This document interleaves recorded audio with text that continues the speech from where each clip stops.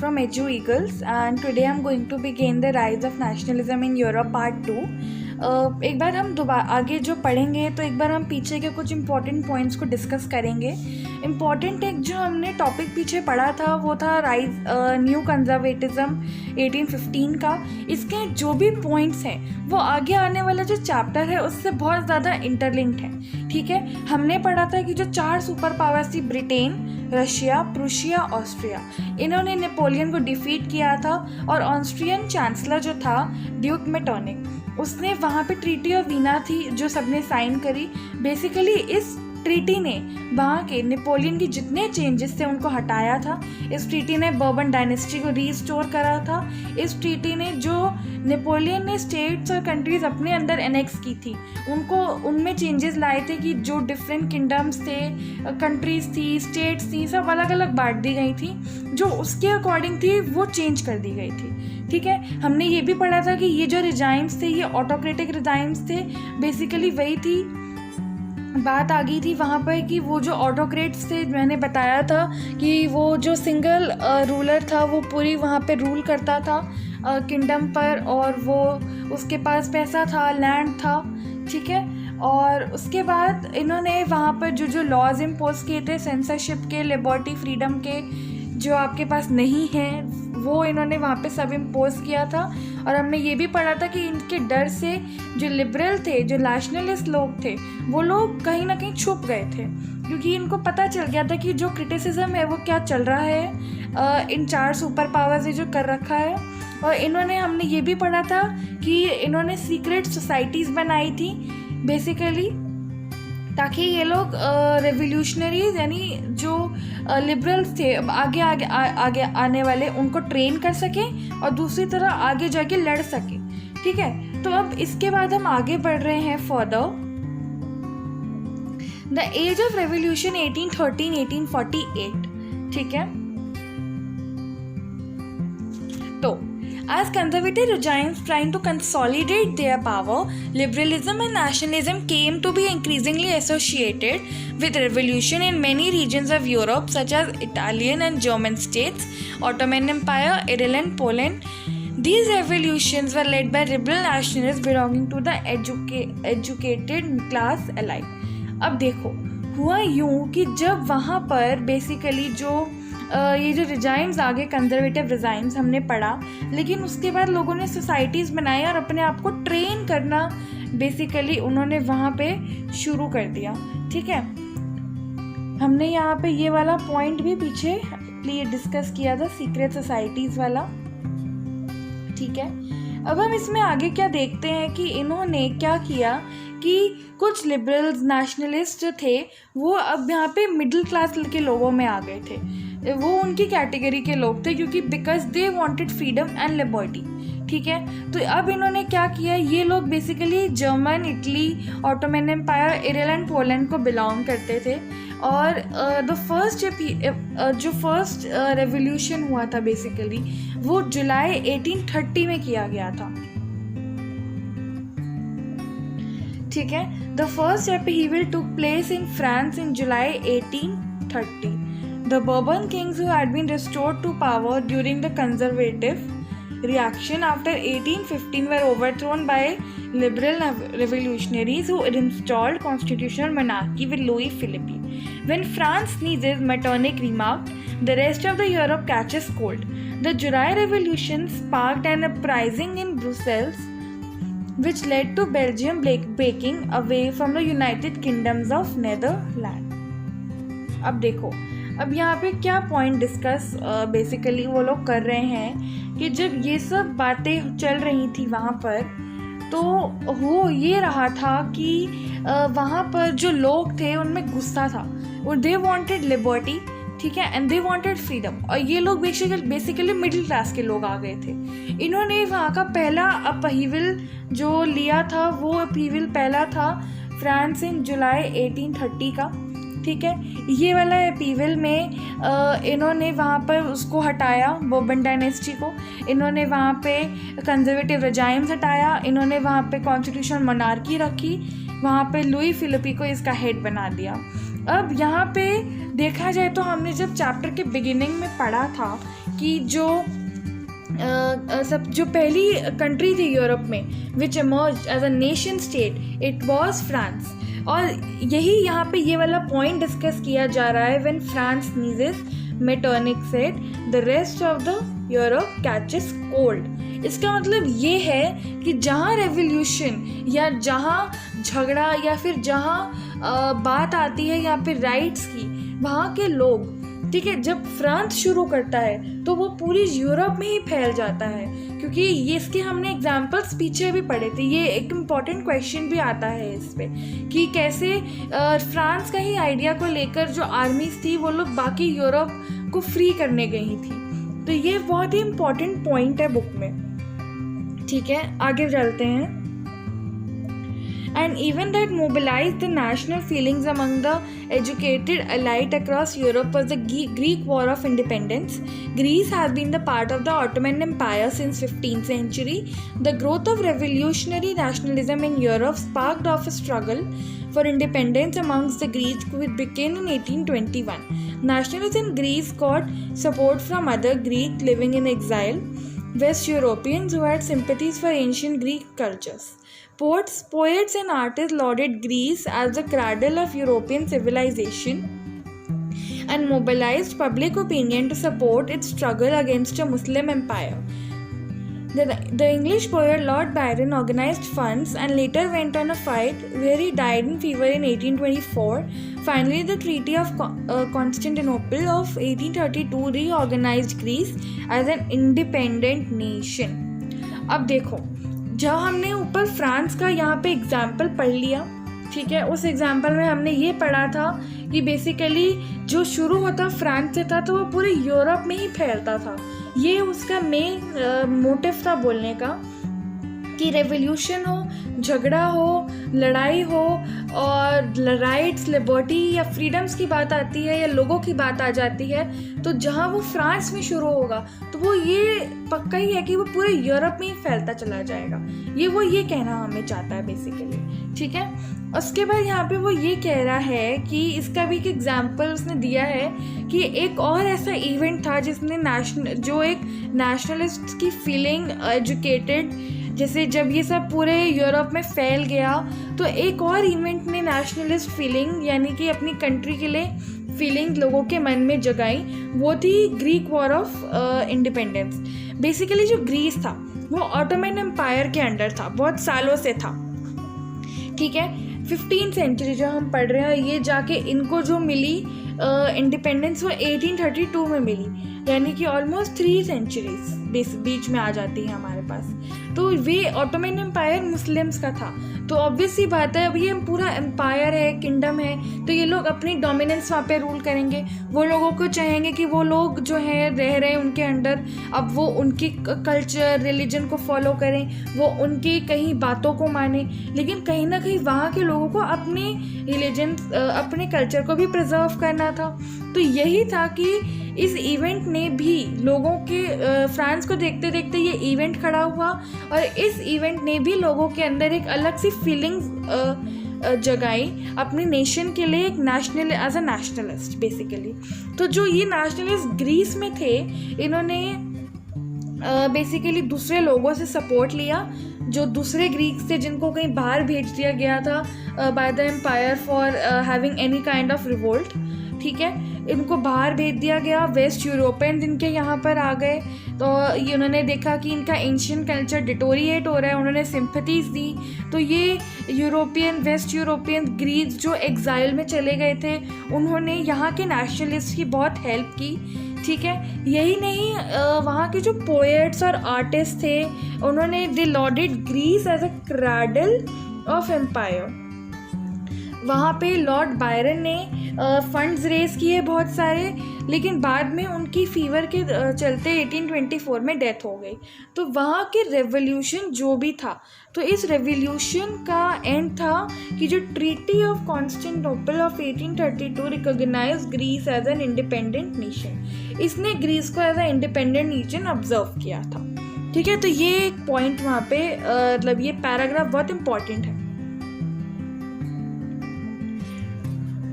The romantic imagination and the national feeling. अब यहाँ पे रोमांटिक या romance, it's not between a girl and a boy और a couple. यहाँ पे रोमांस या रोमांटिक होना वो अपनी कंट्री के लिए है। यहाँ पे प्यार अपने कल्चर, अपने रिलीजन, अपनी प्रिजर्वेंस, राइट्स, लिबर्टी किया है। यहाँ पे वो बात नहीं आएगी बीच में, ठीक है।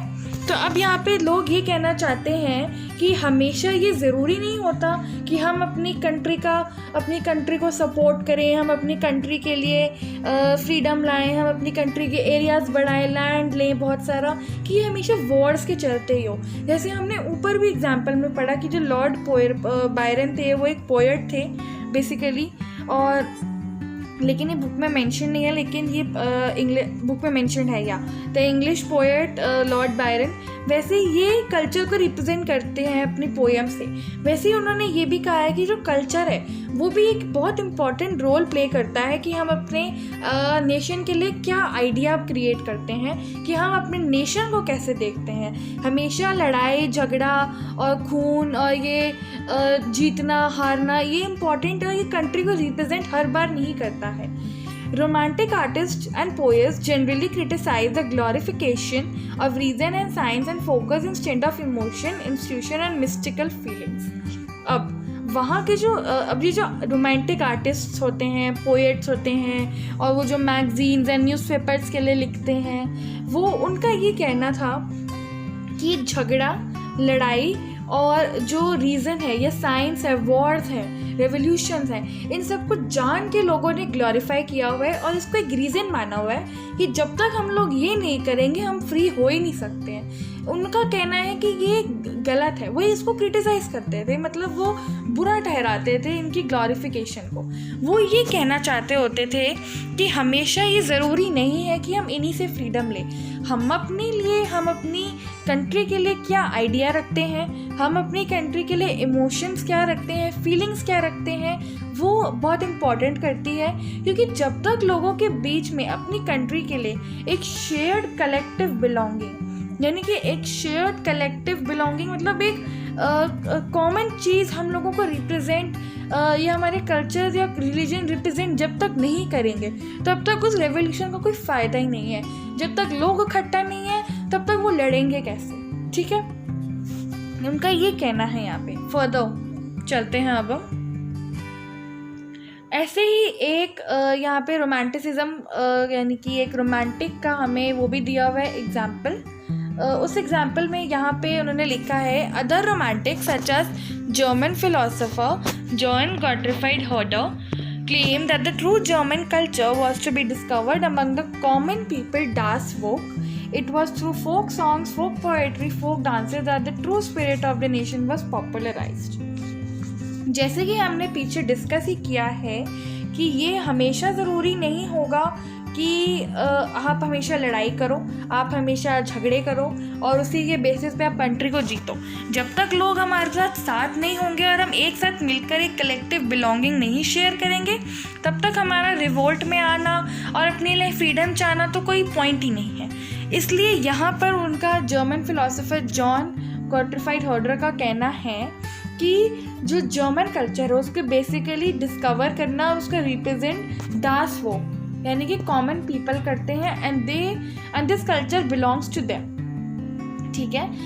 फोक सॉन्ग्स, फोक पोएट्री यानी कि पुराने सॉन्ग्स और पुरानी पोएट्री जैसे इंडिया में हमारी दादी नानी हमें सुनाती है, वैसे फोक डांसेस जो हमारी कंट्री के डिफरेंट डांसेस होते हैं, वो ये एक कंट्री की ट्रू स्पिरिट होती है। लड़ाई करके अपनी कंट्री को जीतना इस समवॉट उनके लिए नेगेटिव होता था क्योंकि उसमें बहुत खून खराबा और लोगों की जानें जाती थी, उसमें बहुत पैसा वेस्ट होता था, उसमें लोगों में बहुत लड़ाई की भावना आती थी, वो पीसफुल और वो ब्रदरहुड लोगों के बीच में कहीं ना कहीं नहीं रहता था।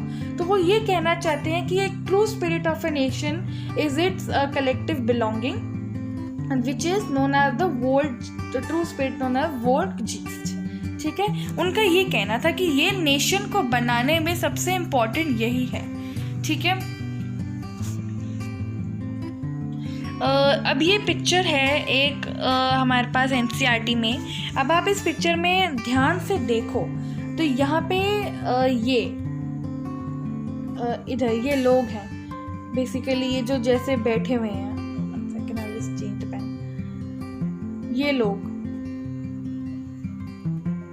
जितने भी हैं। अब ये यहाँ पे हो क्या रहा है, हम एक बार ये पढ़ेंगे। यहाँ पे एक फ्रेंच पेंटर डेलॉक्रॉइक्स ने इसको जो one of the French romantic में से था, पेंटर्स में से, उसने इसको पेंट किया। अब वो इस पेंटिंग में ये डिपिक्ट कर रहा है कि जो ग्रीक वॉर ऑफ इंडिपेंडेंस थी उसमें 20,000 ग्रीक्स मारे गए थे, क्योंकि इतना कयास क्रिएट हुआ, इतना ज़्यादा झगड़ा फसाद आ गया। उसने इस इंसिडेंट को बहुत ज़्यादा ड्रामेटाइज, यानी कि इसमें बहुत ज़्यादा ड्रामा शो किया है कि ये क्या होता था उस टाइम पर, हुआ था उस टाइम पर। ये जो हम लोग देख रहे हैं यहाँ पर, ये लोग कैसे सफ़र कर रहे हैं, how women and children were suffered. उसने इन कलर्स से उनको दिखाया है कि वो कैसे अकेले से पड़ गए हैं और कैसे लोग उनके पीछे ही पड़ गए थे बिल्कुल। तो इस पिक्चर से अब वो सिंपैथी चाहता है इन लोगों के लिए। This what represents this picture basically. Next, अब हमने देखा कि जहाँ तो वहाँ पर हमें रोमांटिसिज्म हमने डिस्कस कर लिया, हमने डिस्कस करा कि कैसे उन्होंने वहाँ पर वापस रीइस्टैब्लिश किया लिबरल्स ने।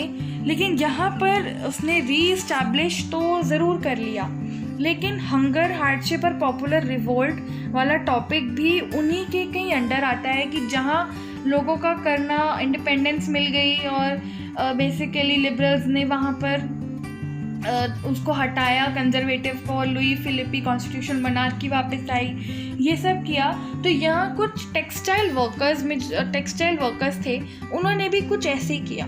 अब यहाँ पे हुआ क्या, this was specially so this one page missing over here.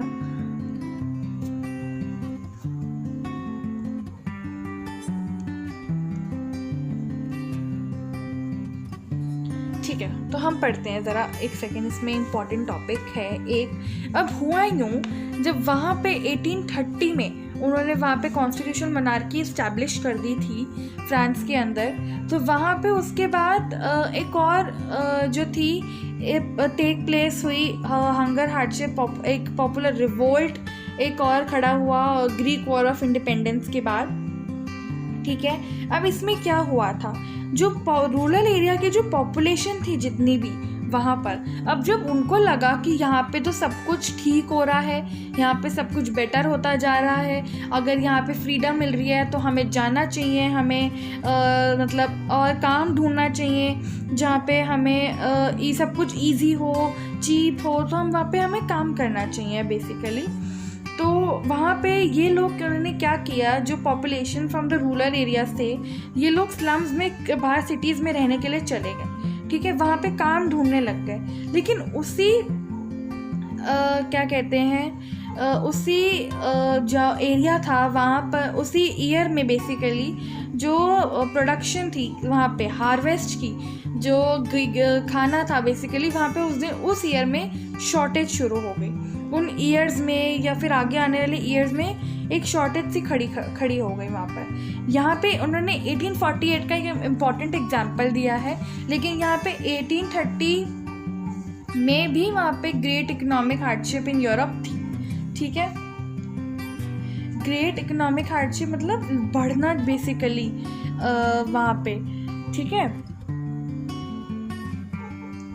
अब हमने जो यहाँ पर पढ़ा कि यहाँ पर जो हार्डशिप थी बेसिकली वो था कि severe suffer of the people. इसका मतलब यहाँ पे है कि लोगों ने उस टाइम पर वहाँ पे बहुत सफ़र किया 1830s और उसमें आने वाले ईयर्स में। ठीक है, और उसका एक बहुत ही इम्पॉर्टेंट एग्जाम्पल जो है वो हमें 1848 का दिया गया है। ठीक है, अब उस एग्जाम्पल में भी हम एक बार पढ़ेंगे कि वहाँ हुआ क्या था। हमने इतना पढ़ा कि जो लोग थे वो लोग आ गए सिटीज़ में, उन्होंने देखा सब ठीक हो रहा है, लेकिन फर्दर वहाँ पे शॉर्टेज आ गई फूड ग्रेन्स की, वहाँ पे इकोनॉमिक हार्डशिप थी, मतलब इकोनॉमिकली पैसों के लेन देन में या पैसे पे चलते लोगों ने वहाँ पे बहुत सफ़र किया था। ठीक है, अब आगे पढ़ते हैं। तो वहाँ पे हुआ क्या, This was especially so in textile production, which was carried out mainly in homes or small workshops. In those regions of Europe where the aristocracy still enjoyed power, peasants struggled under the burden of feudal dues and obligations. This rise of feud prices or a year of bad harvest to widespread pauperism in town and country. अब ये यहाँ पे एक बहुत important point है. अब वो लोग वहाँ से आ गए, देखा सब कुछ ठीक हो रहा है, लेकिन वहाँ पे तो इकोनॉमिक हार्डशिप थी. वहाँ पे कुछ एरियाज थे जहाँ पे एरिस्टोक्रेसी स्टिल एंजॉय कर रही थी अपनी पावर को बहुत ज़्यादा, लेकिन वहाँ पे कुछ भी ठीक नहीं चल रहा था आने वाले सालों में. पीरेंट्स बहुत स्ट्रगल कर रहे थे क्योंकि वहाँ पे फ्यूडल ड्यूज़ और ऑब्लिगेशंस उनके ऊपर लगा दिए गए थे. जहाँ पे एरिस्टोक्रेसी होगी, जो लोग एंजॉय कर रहे हैं वो तो लगाएंगे ही, और जिनको प्रॉब्लम आ रही है जिन किंगडम्स में, वो तो और डबल लगा के देंगे उनको, क्योंकि they want to have a lavish life basically. आगे बढ़ते हैं. तो इसमें हुआ क्या कि 1845 का हमने यहाँ पे एग्जाम्पल पढ़ा है. जो weavers in Silesia had led a revolt against contractors who supplied them raw material and gave them orders for finished textiles but drastically reduced their payments. Journalist Wilhelm Wolff described the events in Silesia as follows. अब यहाँ पे हुआ यूँ, इन्होंने यहाँ पे book में mention किया हुआ है कि 1848 एक ईयर था जहाँ पे फूड की शॉर्टेज थी, लेकिन 1845 में ही वीवर्स ने एक रिवोल्ट अगेंस्ट रख दिया था. वो मतलब वहाँ पे उन्होंने रिवोल्ट कर दिया था अगेंस्ट द जिनके इन्होंने अगेंस्ट किया था वो कौन थे यहाँ पर. यहाँ पे थे वो लोग जो थे उनके कॉन्ट्रैक्टर्स. ठीक है, वो लोग इनको रॉ मटेरियल देते थे, वो लोग इनसे फिनिश्ड काम ले लेते थे. लेकिन अब उन्होंने उनसे काम तो ले लिया, लेकिन सबके प्राइसेस रिड्यूस कर दिए, सबके पेमेंट्स रिड्यूस कर दिए कि तुमने रॉ मटेरियल हमने तुम्हें दिया, तुमने हमें वापस बना के दिया, लेकिन पेमेंट्स रिड्यूस हो गई वहाँ पे. मतलब जितना काम किया उससे कम पैसे मिले. तो हुआ क्या, in this villages cotton weaving एक वाइड स्प्रेड थी. तो इन्होंने इन 18,000 इनहैबिट जो लोग थे, वो लोग उनको मिजरी बहुत फील हुई. तो ये लोग जॉब के चलते वहाँ पे चले गए थे. इन्होंने देखा कि इतनी जॉब्स के चलते ये लोग वहाँ चले गए, बट लोग कॉन्ट्रैक्टर्स ने इनका जो था बहुत ज़्यादा फ़ायदा उठा लिया. ठीक है,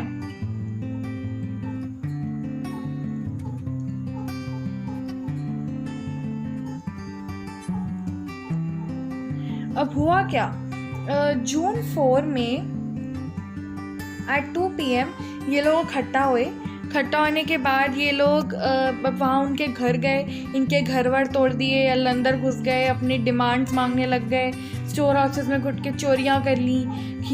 मतलब इनके श्रेड्स वगैरह इन लोगों ने बहुत तोड़ दिए. जो वहाँ पर इन्होंने खिड़कियाँ तोड़ दी और जो चुरा के लोग लेते चले गए अपना सब कुछ. अब वहाँ पे जो कॉन्ट्रैक्टर्स थे वो लोग तो अपनी फैमिलीज़ को लेके पास की विलेजेस में चले गए और एक आर्मी के साथ वापस वहाँ पे वापस आए. और वहाँ पे वही हुआ, एक रिवोल्ट हो गया. एक्सचेंज में वहाँ पर 11 वीवर्स वे शॉट. ओके, अब नाउ दिस, ये वही पिक्चर है, यही दिखा रही है. अगर आप यहाँ पर ध्यान से देखें तो what does this picture represent? These are the peasants. Okay, ठीक है, ये जितने भी हैं ये कॉन्ट्रैक्टर्स के घर हैं, बिल्डिंग हैं. ठीक है, ये लोग गए और इन्होंने देख सकते हो यहाँ पे आग लगा रखी है. यहाँ पे ये लोग चोरियाँ करके ले गए. यहाँ पे इन्होंने यहाँ पे ग्रेन्स और क्लॉथ वगैरह चोरी कर लिया और एक्सचेंज में यहाँ पे वही रिवोल्ट हुआ कि जो कॉन्ट्रैक्टर्स थे वो भी आर्मी लेकर आ गए. ठीक है, आर्मी ले आए तो यहाँ पे आपस में लड़ाई हुई तो वहाँ पे 11 वीवर्स की डेथ हो गई. This is all. The next topic we are studying is the 1848, the revolution of the liberals. Liberals का मीनिंग हम ऑलरेडी पढ़ चुके हैं. जो लोग फ्रीडम चाहते हैं, लिबर्टी चाहते हैं, उनको हम लिबरल्स कहते हैं. अब वहाँ पर रिवोल्ट रुकी तो नहीं, रिवोल्ट होती नहीं सॉरी. ठीक है, अनएम्प्लॉयड लोग थे, जो पीजेंट्स थे, वर्कर्स थे, वो लोग सब लड़ते रहे। अब हम आगे जब देख रहे हैं तो हुआ क्या था बेसिकली, जहाँ एक तरफ हमारे पास पुअर लोग थे, वो लोग रिवोल्ट कर रहे थे, ठीक है। वहाँ जो रिवोल्ट हो रहा था उसके पैरेलल ही ना जो लिबरल्स थे उन्होंने वहाँ पे तो खड़ी कर दी थी मोनार्की, कॉन्स्टिट्यूशनल मोनार्की, जो नेशनलिस्ट लोग थे। लेकिन जो मिडिल क्लास लोग थे वो चाहते थे रिपब्लिक, वो चाहते थे that republic which is based on the universal male suffrage, यानी कि जो मेल्स हैं और मेल्स विल वोट, बेसिकली वहाँ पे वो रिपब्लिक होगी। तो ये लोग तो थे, या विमेन थे, जो मेन थे, ये लोग चाहते थे एक नेशनल यूनिफिकेशन आ जाए। नेशनल यूनिफिकेशन मतलब जो कंट्री है एक साथ हो जाए, ठीक है। ये उनकी बेसिकली वहाँ पे डिमांड थी। ये अभी तो ये वाली कंट्रीज़ जो है ये एज अ नेशन स्टेट नहीं है, हमने इनकी वो नहीं पढ़ी है, जर्मन इटली की यूनिफिकेशन। लेकिन ये जो कंट्रीज थी ये पॉसिबली इन्हीं के लोग थे जो चाहते थे ये सब, ठीक है। तो अब हुआ यूँ, यहाँ पे भी अब हम फ्रैंकफर्ट का, जर्मनी का जो है पढ़ने लगे हैं, और ये एक बहुत इम्पॉर्टेंट है, इसका भी 5 मार्क्स क्वेश्चन आता है, ठीक है। इसमें हम इसको पढ़ रहे हैं एक बार। अब यहाँ पे हुआ क्या, यहाँ के जो लोग थे ना, इन्होंने क्या किया, इन्होंने ना एक जर्मन नेशनल असेंबली फॉर्म कर ली, ठीक है। यहाँ पे हम मार्किंग्स करते चलते हैं तो we will remember everything. First इन्होंने यहाँ के जो लोग थे यानी कि आर्टिशियंस, ठीक है, यहाँ पे एजुकेटेड मिडिल एलाइट यानी कि जो हमारे पास एजुकेटेड लोग थे वो, ये लोग सब, इन्होंने यहाँ पे एक जर्मन नेशनल असेंबली फॉर्म करी। इस जर्मन नेशनल असेंबली को 1848 में यहाँ पे 31 इलेक्टेड रिप्रेजेंटेटिव्स थे, ठीक है। इन इलेक्टेड रिप्रेजेंटेटिव्स ये लोग गए कहाँ पे, the church of Saint Paul. इन्होंने वहाँ पे एक पार्लियामेंट रखी और वहाँ पार्लियामेंट में दे ड्राफ्टेड अ कॉन्स्टिट्यूशन। ये कॉन्स्टिट्यूशन जो थी ये जर्मन नेशन जो था, अब वहाँ पे जो मोनार्की होगा इट विल बी, वहाँ पे होगी तो मोनार्की, बेसिकली जो है रूल तो एक ही राजा करेगा, लेकिन अब वो पार्लियामेंट को सब्जेक्ट होगा। जैसे हमारी कंट्री में होता है कि हम चूज़ करते हैं, हमारे लोकसभा में हम लोग चूज़ करते हैं, वहाँ से वो लोग एक इंसान को चुनते हैं जो पूरी कंट्री को हेड करता है। लेकिन हमारी कंट्री में वहाँ पे उसके नीचे और भी मिनिस्टर्स हैं और भी कैबिनेट्स हैं। यहाँ पर वो नहीं है, रूल तो एक ही इंसान करेगा, लेकिन उसे रूल कॉन्स्टिट्यूशन के अकॉर्डिंग करना होगा जो वहाँ के लोगों ने लिखी है, ठीक है। यहाँ पे इन डेप्यूटीज़ ने बेसिकली बैठकर वहाँ पे लिखी, और इस लिखने के बाद उसे Frederick Wilhelm four king of Prussia, उसको इन्होंने ये दिखाई कि आप इसको लो और इसको फॉलो करो। इसने इसको रिजेक्ट करा और बाकी मोनार्क्स के साथ इसने उस असेंबली को अपोज किया, देखिए। और जो इसके साथ की एरिस्टोक्रेसी थी, इसके साथ के मिलिट्री थी, इन सब ने पार्लियामेंट का बिल्कुल अपोज कर दिया कि हम ये नहीं चाहते, हम ये नहीं लेंगे, ठीक है। The parliament was dominated by the middle classes who resisted the demands of workers and artisans and constantly lost their support. In the end, troops were called in and the assembly was forced to disband. अब यहाँ पे इसका meaning क्या है, ठीक है। The parliament was dominated by the middle class who resisted the demand of workers. अब जहाँ इन्होंने एक पार्लियामेंट फॉर्म की, ठीक है, अब ये तो है आर्टिशियंस, प्रॉस्परस, ये लोग हैं पढ़े लिखे लोग, ये लोग वो लोग हैं जो थोड़ा सोसाइटी के हाई क्लास लोग हैं। लेकिन उनका क्या, वो लोग उन लोगों का क्या, वो जो वर्कर्स हैं और जो बेचारे पढ़े लिखे नहीं हैं और वो जो छोटे छोटे कामों में इंडल्ज हैं, उन लोगों का क्या होगा अगर आप उस पार्लियामेंट में उनके जो राइट्स थे उन्हीं को फॉलो अप कर तो रहे नहीं हो। आपके राजा ने भी मना कर दिया इसको एक्सेप्ट करने से, तो अब लोग हम क्या करें। तो उन्होंने भी इसके अगेंस्ट चले गए कि जो है वो है, हम फॉलो कर रहे हैं, अगर आपका ही राजा नहीं कर रहा तो हम भी फॉलो नहीं करेंगे इसको आगे अब, ठीक है। तो अब इसका एंड फाइनली हुआ क्या, इन्होंने यहाँ पे राजाओं ने ट्रूप्स बुलाए और फैमिली जो इनकी सारी असेंबली थी दिट वाज डिसबैंड, मतलब असेंबली को जाना पड़ा। अब यहाँ पे हमने जहाँ फ्रैंकफर्ट का एक बहुत इम्पॉर्टेंट टॉपिक पढ़ा है, इस टॉपिक में एक जगह वुमेन का रोल भी आता है कि यहाँ पे वुमेन का पार्टिसिपेशन भी इम्पॉर्टेंट है। यहाँ पे फेमिनिस्ट का मीनिंग लिखा है awareness of women's right and interest based on belief of the social, economic and political equality of the genders. उनका यहाँ पे फेमिनिस्ट का मतलब है वो लोग या फिर वो एक लेडी जो सारी जगह अवेयरनेस फैलाती है कि जो एक वुमेन के राइट्स हैं, इंटरेस्ट हैं, वो सोशली यानी कि लोगों के साथ, इकोनॉमिकली जहाँ वो जॉब्स के एरिया में, पॉलिटिकली यानी कि जहाँ पे मंत्री लोगों की बात आ जाती है, जहाँ पे हम वो कहते हैं ना अपनी वो स्टेट गवर्नमेंट की बात आ जाती है बेसिकली, वहाँ पे उसकी क्या क्या राइट्स होने चाहिए, बिलीफ्स, वो इन सबको वो क्या बिलीव करती है, ये सब स्प्रेड होता रहता है। ठीक है, अब यहाँ पे हम एक बहुत इंपॉर्टेंट पॉइंट भी पढ़ रहे हैं वुमेन के बारे में। The issue of extending political rights to women was a controversial one within the liberal movement in which large number of women had participated actively over the years. Women had formed their own political associations, founded newspapers, taken part in meetings, and demonstrated. Despite these, they were denied suffrage rights during the election of the assembly. When the Frankfurt Parliament convened in the Church of St. Paul, women were only admitted as the observers. अब देखो यहाँ पर जहाँ इन्होंने mail suffrage की बात की थी, पीछे हमने पढ़ा भी कि जो एजुकेटेड मिडिल क्लास थे वो लोग चाहते थे कि यहाँ पर जो है हम लोग वो लाएं, अब यहाँ पे रिपब्लिक लाएं, कॉन्स्टिट्यूशन मोनार्की आई, मेल सफरेज 831 रिप्रेजेंटेटिव्स ने कॉन्स्टिट्यूशन बना ली, उसको ड्राफ्ट किया बैठकर।